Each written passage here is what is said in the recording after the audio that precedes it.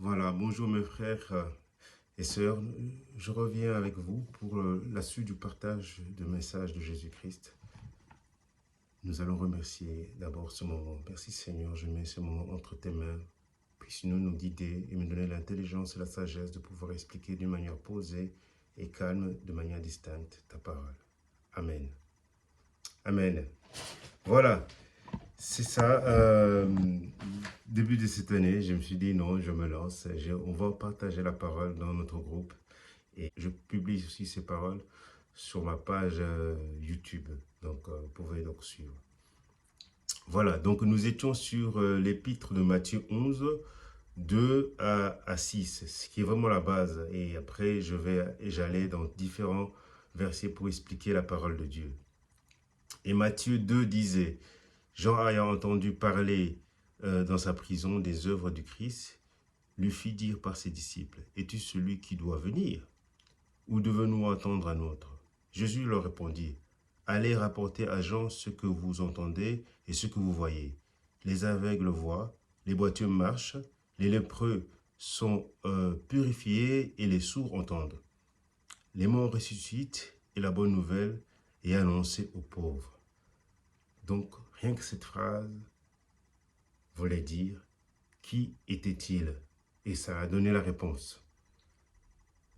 Donc, dans le premier partage, je vous ai expliqué comme quoi qu'on attendait à ce que ce soit un grand Messie qui arrive sur son cheval pour pouvoir les libérer.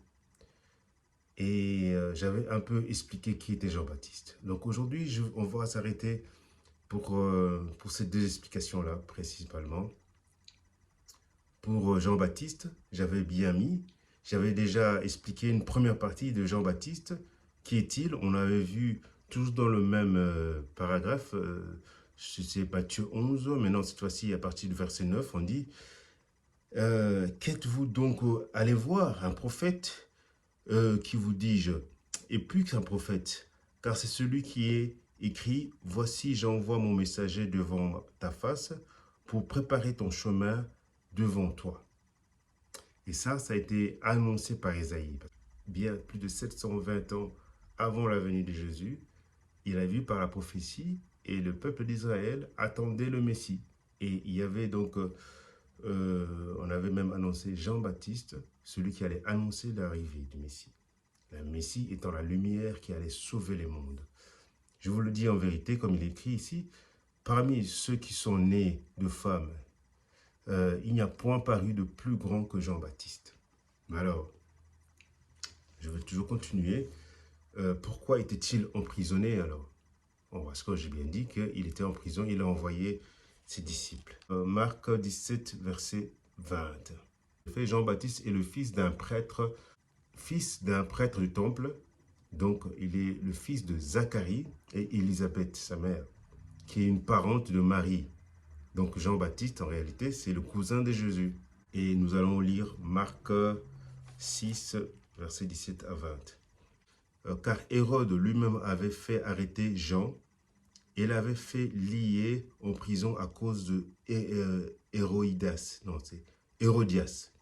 femme de Philippe, son frère, parce qu'il l'avait épousée. Et que Jean lui disait, il n'était pas permis d'avoir la femme de ton frère. Hérodias était irritée contre Jean et voulait le faire mourir. Mais elle ne le pouvait, car Hérode craignait Jean. Voilà. Le connaissant pour un homme juste, saint et saint. Il le protégeait, faisait beaucoup de choses selon ses avis et l'écoutait avec plaisir. Donc Jean a été arrêté par Hérode parce qu'il disait ouvertement qu'il ne pouvait pas épouser la femme de son frère Philippe. Et Jean l'avait arrêté. Comme ça, vous voyez pourquoi il était emprisonné. Les aveugles voient et les sourds entendent. Pourquoi cette réponse-là était suffisante pour Jean? Et là, nous allons aller voir dans Ésaïe. Parce que Ésaïe a annoncé la venue du Christ. Il a annoncé bien avant, plus de 720 ans, avant que le Christ arrive. Et tous les Juifs lisaient la parole et connaissaient que lors de la venue de Christ, il va avoir tel signe. Donc, si nous allons voir dans Ésaïe 29,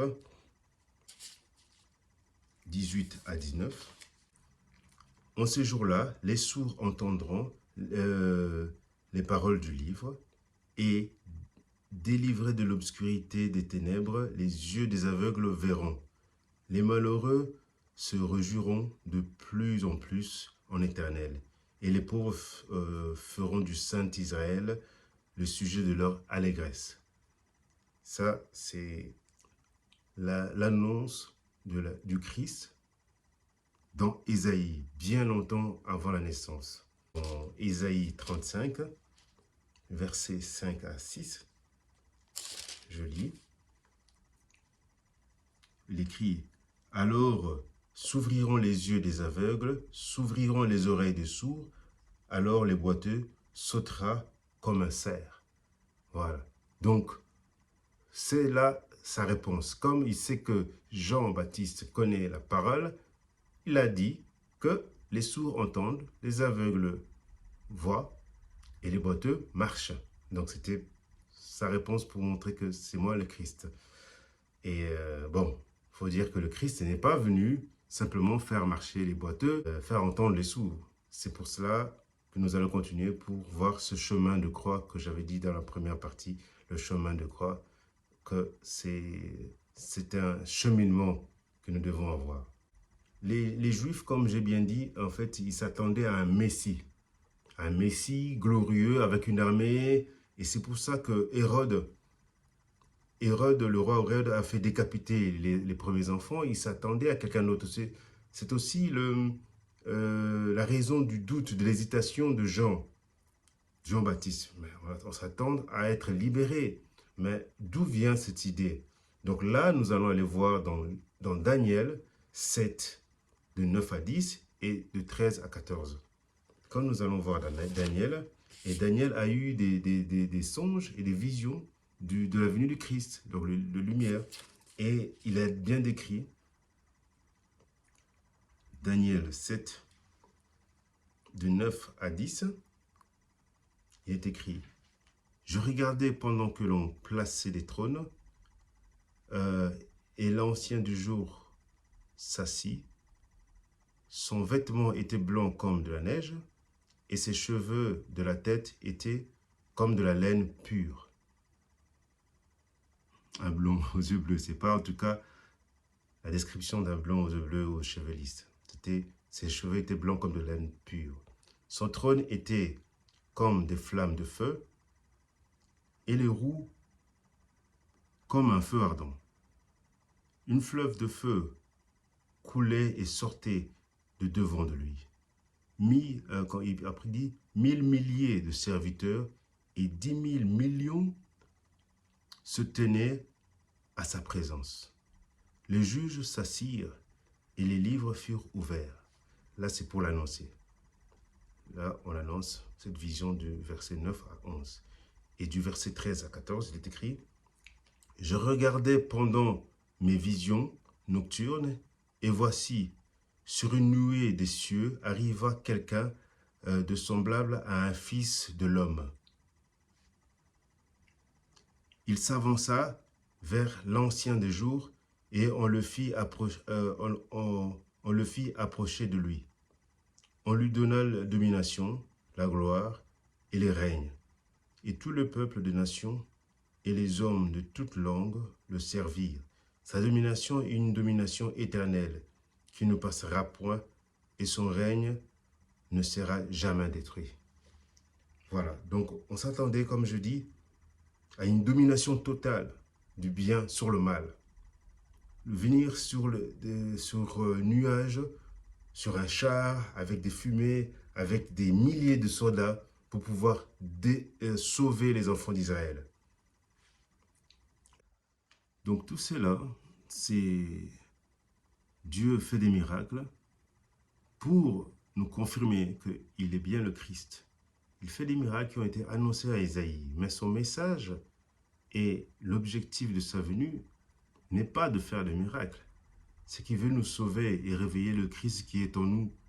c'est là que je vous appellerai à lire Jean 14, verset 12, qui est écrit « En vérité, je vous le dis, celui qui croit en moi fera aussi les œuvres que je fais. » J'ai bien dit « Celui qui croit en moi fera aussi. » Il n'a pas dit « Celui qui croit en moi, je ferai pour lui. » Il a dit « Il fera aussi. » Donc nous allons faire ces choses.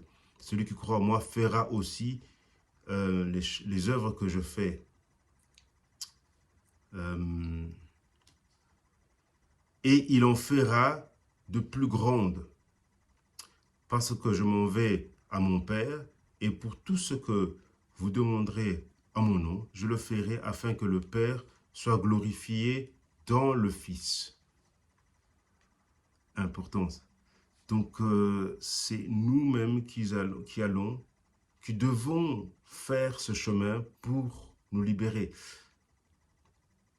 C'est comme j'ai pris l'exemple du paragraphe de mur de Jéricho.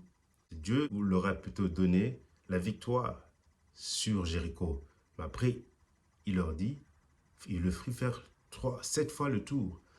Et ensuite, c'est eux, en faisant ce tour-là, avec leur prière, ils ont réveillé le Christ en eux, le pouvoir qu'ils avaient. Il leur a montré comment faire pour pouvoir s'élever spirituellement et faire briser ce mur. Et c'est comme ça aussi que, par la parole, que nous devons nous élever pour pouvoir déplacer les montagnes. Comme il a dit aussi, celui qui a un peu de foi comme une graine de sénévé, dira à ces montagnes, déplace-toi, et il se déplacera. Il n'a pas dit qu'il dira à Dieu de dire à ces montagnes. Nous devons déplacer les montagnes. Nous devons vaincre le mal. Nous devons chasser les démons. C'est à nous de le faire. Et pour arriver à le faire, nous devons croire à Jésus-Christ, connaître sa parole, suivre notre chemin de croix et arriver à ce moment-là pour nous libérer. Alors que ici, le peuple d'Israël croyait qu'il y allait avoir un libérateur qui allait venir et les prendre. Et si ça tarde, c'est que nous tardons à allumer cette lumière en nous pour que nous puissions réveiller le Christ. Donc, avoir cet éveil spirituel que nous devons avoir en Jésus-Christ. Amen. Que Dieu vous garde. Merci. Nous allons voir la suite un autre jour. Merci à Dieu.